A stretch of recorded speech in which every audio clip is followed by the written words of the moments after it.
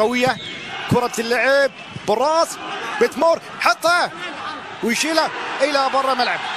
جول جول أوه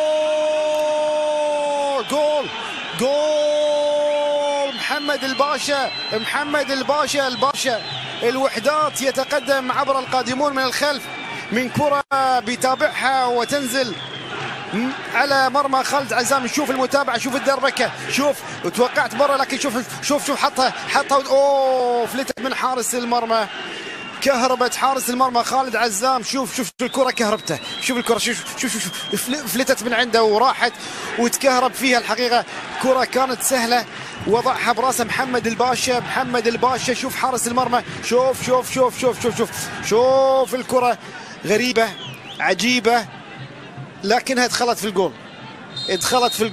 هل لمست مدافع؟ بخصوص الهدف الاول الاتحاد الاسيوي راجع نفسه وحسبها مرة ثانية للمدافع محمد الباشا.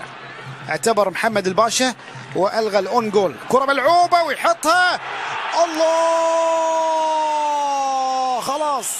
خلاص هاتريك بثلاث دقائق، او 4 دقائق.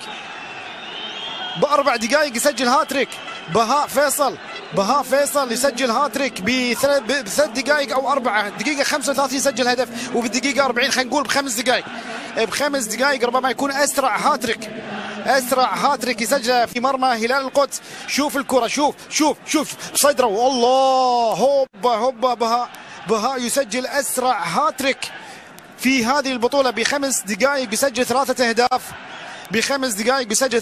بدقيقة 35 بدقيقة 37 وبالدقيقة 40 يسجل هدف. لاحظ سكنها بصدره ويضع كرة في مرمى خالد عزام وتصبح النتيجة 4 لفريق الوحدات، هدف لهلال القدس.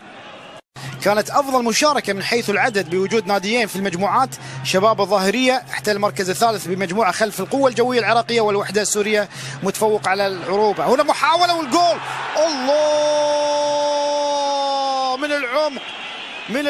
من العمق يأتي بهاء فيصل مرة ثانية يخطف كرة ويسجل ثنائية. الحقيقة ثنائية بدقيقتين. بهاء فيصل يخترق بالعمق والدفاع ينفتح خلاص دفاع هلال القدس، وبهاء فيصل يسجل الهدف الثاني يكسر الحواجز الدفاعية ويضع الكرة في المرمى. شوف ما توقعت الحقيقة تأتي بهذه السهولة، بيمر بيلعبها لنفسه ويضعها على طول في المرمى. ثاني الاهداف بالنسبه له، ثالث الاهداف. شوف عبرها من الكابتن تامر صلاح، بيتحمل مسؤوليه طبعا، حاول يعرقل بهاء فيصل ولكن بعد ذلك بهاء يسجل الهدف. تمريره ذكيه فيها ايضا خداع، الدفاع يتعامل معها بنوع من التراخي وبالتالي الكره بتتخلص في المرمى للاعب بهاء. دقيقه 37 سجل هدف، دقيقه 35